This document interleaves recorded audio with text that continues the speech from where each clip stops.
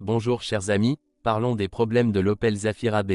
L'Opel Zafira B a été produite de 2005 à 2011.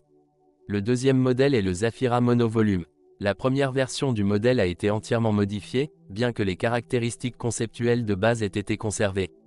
La forme a été soignée, conservant la forme de base et les proportions du premier modèle.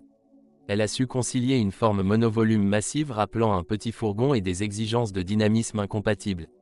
Au premier coup d'œil, on peut voir une excellente aérodynamique qui contribue autant aux performances qu'à la consommation. On y retrouve également une touche de style musclé tendance et l'Opel Zafira paraît harmonieuse et attrayante à l'avant, à l'arrière et sur les côtés.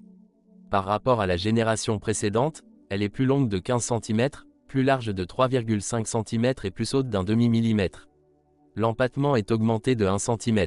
L'intérieur est aussi spacieux qu'une berline de milieu de gamme, en particulier aux places avant et centrales. Il est presque somptueusement spacieux, même pour les personnes de la classe supérieure, et il est plus que confortable pour la fonctionnalité. 2, 3, 4, jusqu'à 7 sièges peuvent être sélectionnés. Le système révolutionnaire Flex 7 permet de rabattre les sièges, comme dans la première génération. En fonction de cela, le coffre varie de 170 à 1720 litres. L'Opel Zafira est une merveille de confort et d'espace.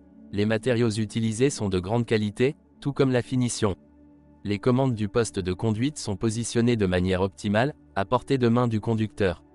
Le levier de vitesse, par exemple, est placé plus haut pour une utilisation facile et confortable. Cela laisse de la place pour un nouveau frein à main en U intégré à la console centrale et pour un compartiment de rangement supplémentaire. Châssis L' Opel Zafir est semi-rigide, avec des épaules longitudinales reliées transversalement, ce qui est surprenant puisque tous les concurrents ont un multilink à l'arrière. Le manque de matériel est compensé par un logiciel, des systèmes de réglage de la dureté de l'amortisseur, IDS+, et de l'électronique pour soutenir la stabilité. L'ESP et l'Opel Zafira offrent une stabilité assez correcte.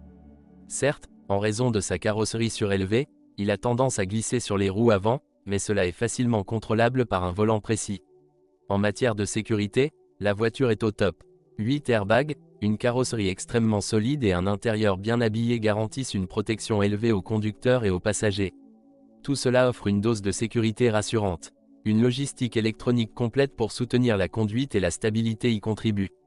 Parmi les moteurs à essence, on trouve le 1.6 Twinport 104 chevaux, le 1.6 VVT 113 chevaux, le 1.8 VVT 138 chevaux, le 2.2 VVT 148 chevaux et le 2.0 Turbo 237 chevaux. La consommation de ces moteurs est de 7,3 à 9,6 litres, 100 km. Parmi les moteurs diesel, on trouve des 1.7 CDTI de 108 et 123 chevaux et des 1.9 CDTI de 118 et 148 chevaux. La consommation de ces moteurs est de 5,7 à 6,2 litres, 100 km. Avantages, Opel Zafira B.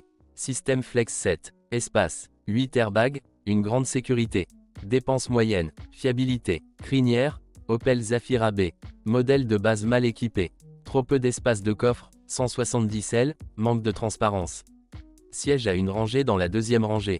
Le moteur essence 1.6 est trop faible pour cette personne. Les sièges ne peuvent pas être retirés complètement. Certaines fonctions optionnelles sont trop chères avec des accessoires.